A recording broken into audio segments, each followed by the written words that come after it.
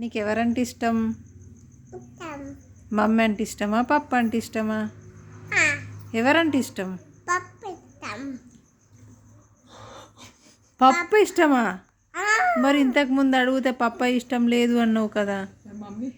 మరి మమ్మీ ఇష్టం లేదన్నావు కదా. మమ్మీ ఇష్టమా? ఇప్పుడే మాట మార్చినవా?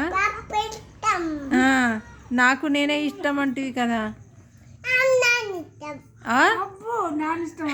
అబ్బా ఎప్పటి పాట అప్పుడే వాడేటట్టుంది నేను.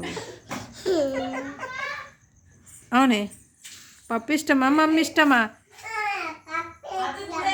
తాత ఇష్టమా, మరి నాని ఇష్టమా? చెప్పు. నీ ఇష్టమే. ఎవరిష్టం? నీ ఇష్టం కాదా? మమ్మీ.